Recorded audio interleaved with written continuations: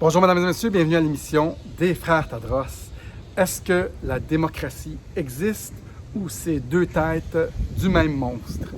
On en parle tout de suite après ça.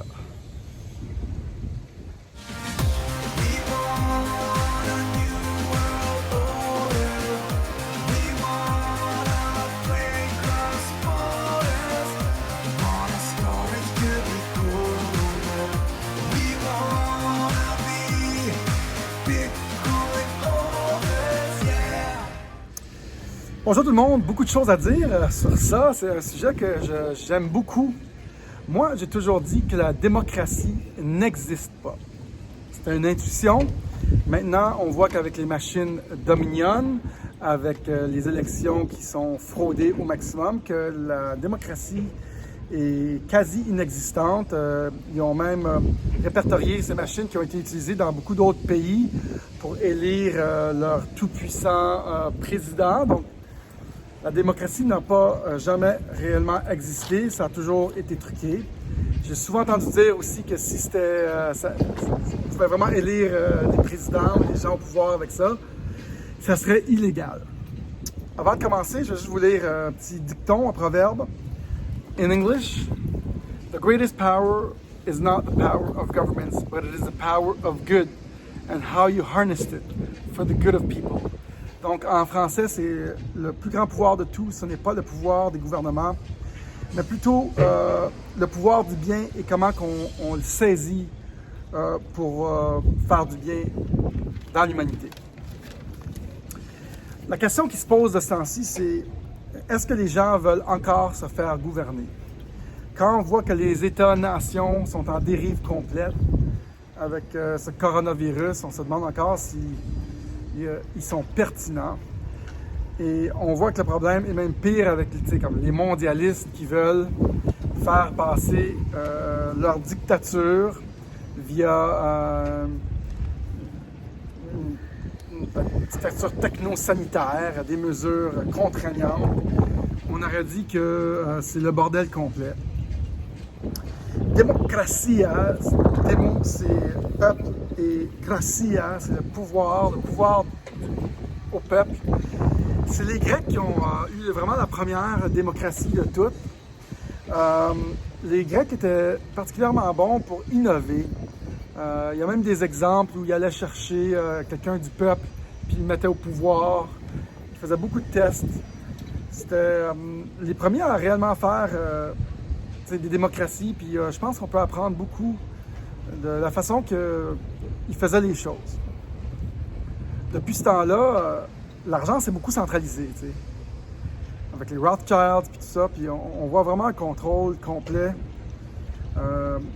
sur les populations à cause de l'argent, la création monétaire qui est centralisée. Mais si on regarde c'est quoi la démocratie c'est vraiment une question de consensus. C'est de décider tous ensemble. Le consensus, c'est une décision commune. Comment arrive-t-on à un consensus?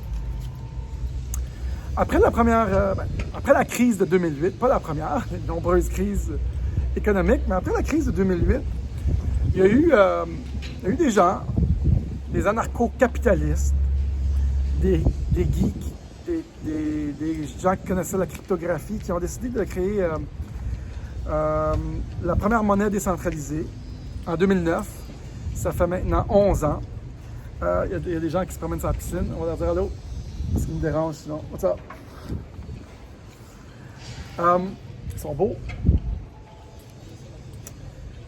Donc, en 2009, ils ont créé une façon d'avoir du consensus pour des échanges de valeurs.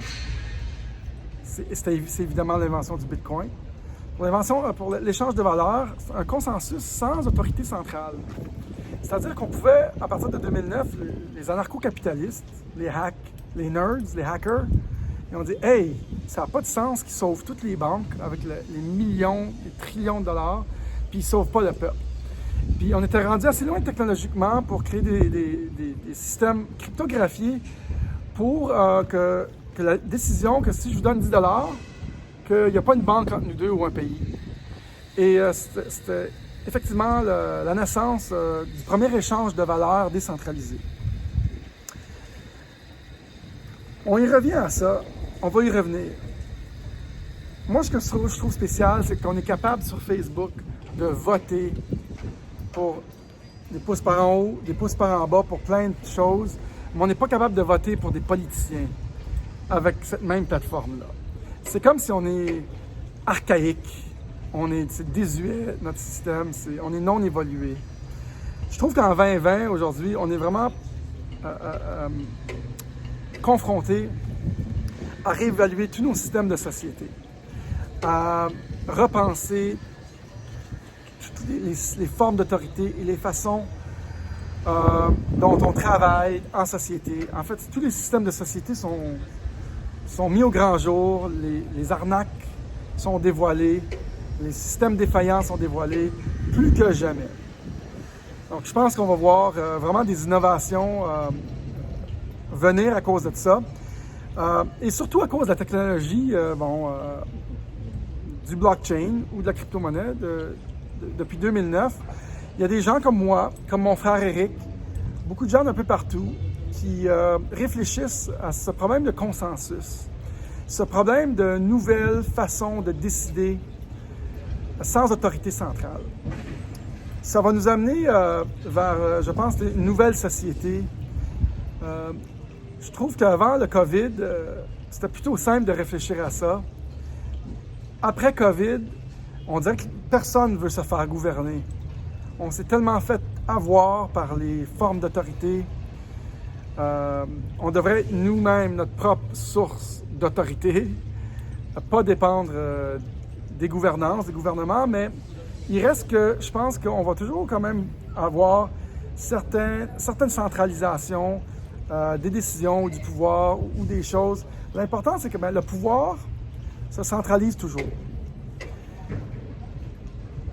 Et c'est une bataille constante pour l'humanité, pour le bien de l'humanité, de s'assurer que le pouvoir ne se centralise pas pour le mal des gens, pour le mauvais, par les mauvais.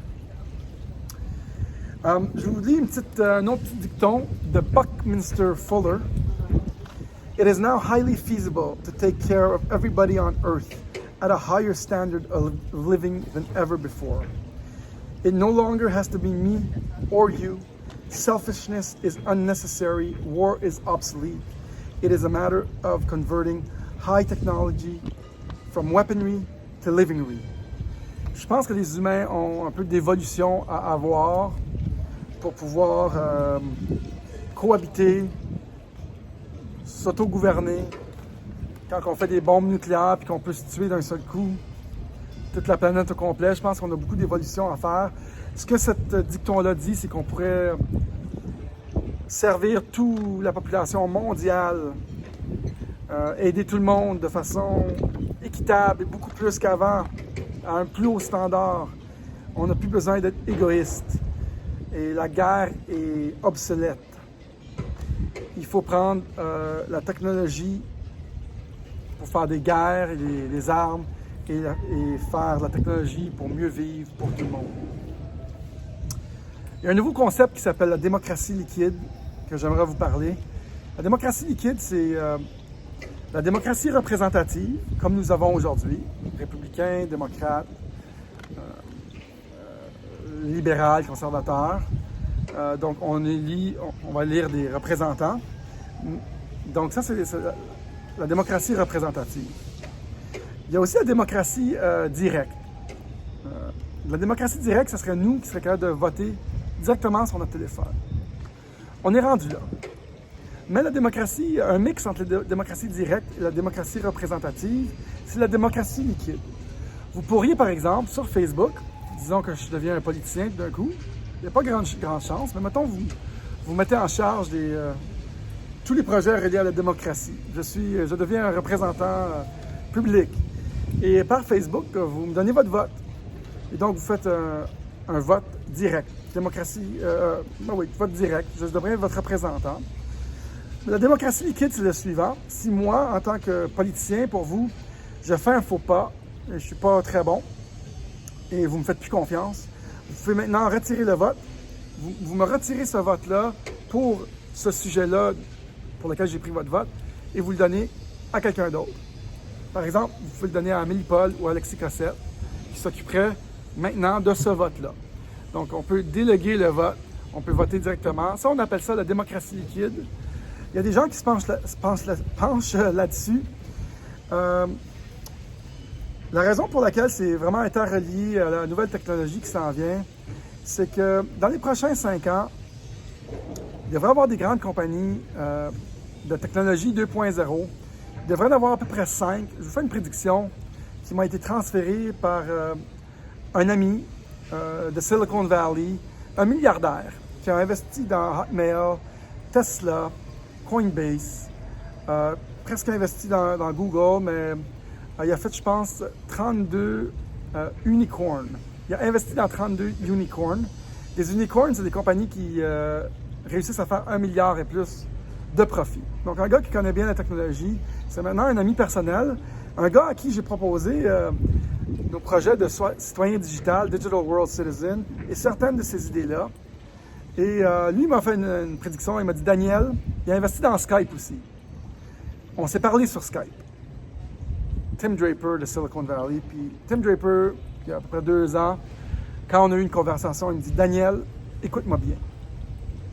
Il dit, votre idée de citoyen digital, c'est super bon. Il dit, mais voici comment ça va se faire. Puis je l'ai écouté attentivement. Il y a du monde qui passe, on va leur dire allô. Ouais, il me regarde, il s'en fout de moi. Bonjour. Il m'a dit, écoute-moi bien, voici qu'est-ce qui va se passer. Il dit, cette nouvelle technologie-là, 2.0, va créer 5 géants technologiques comme la dernière révolution. Et ils vont devenir tellement gros qu'ils vont gérer beaucoup de notre argent. Et ils vont devenir des simili-gouvernements. Ils ne savent pas qu'on est en train de changer le monde. On les pardonne. On les pardonne. Et donc, il y aurait 5 compagnies technologiques qui arriveraient et qui pourraient devenir des simili-gouvernements. On va boire une petite gorgée.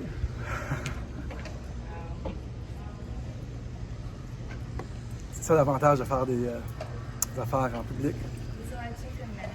Donc, on a fait cette prédiction-là, puis l'avantage de ce genre de situation-là, c'est qu'on aurait des compagnies technologiques qui offriraient les mêmes services que nos gouvernements. Nos gouvernements deviendraient désuets, en fait. Et ils se compétitionneraient entre un et l'autre pour un service que maintenant est un monopole. Donc, on est effectivement en train de faire gouvernement, service qu'ils nous offrent, puis on démocratise ça. C'est une belle vision, je pense, pour le futur. Je pense pas qu'il faut avoir peur de la technologie. La technologie, nous ne pouvons l'arrêter, peu importe ce qui arrive. Il faut juste s'assurer qu'elle favorise l'humanité plutôt qu'elle la détruit. Il faut qu'elle se trouve dans les bonnes mains, s'assurer que le pouvoir ne se recentralise pas. Donc, ce qui nous arrive aujourd'hui, ou ce qui pourrait nous arriver, c'est une dictature digitale, où est-ce que ces technologies-là arrivent dans les mauvaises mains et ils nous contrôlent digitalement. Je pense qu'il n'y a pas de chance que ça nous arrive. Je vais vous dire pourquoi. On arrive en 2020, les gens ont une ouverture de conscience avec le coronavirus. On réalise des choses qui ne devraient pas nous arriver. Puis les gens cherchent la vérité. Les gens ne veulent plus se faire avoir. Donc, tous les gens qui veulent faire du mal ou mal gérer ou abuser du pouvoir vont se faire éliminer, je pense, de façon automatique par les peuples. Donc, je pense que c'est juste une question de faire des bons choix en utilisant la technologie pour libérer les peuples plutôt que les rendre esclaves. Je sais que ça inquiète beaucoup de gens, mais moi, ce sujet-là de démocratia, m'interpelle beaucoup. Je pense que 2020, pour les prochains 4 ans, ça va être quelque chose que les gens vont détruire et reconstruire. Ça me fascine beaucoup. À poursuivre ce sujet-là. J'espère que ça vous donne des idées. N'oubliez pas de faire like and subscribe. Mettez-moi votre adresse courriel, s'il vous plaît, danieltadros869@gmail.com. Envoyez-moi votre courriel. Si vous voulez faire une contribution, avec plaisir, contribution volontaire, $5, $10, $15, $100, $1000, $500.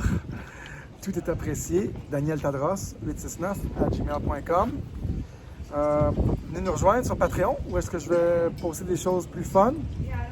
Donc, il y a des gens qui sont arrivés ici sur mon top du condo à Playa del Carmen. J'ai adoré ce sujet-là de la démocratie. On va le continuer.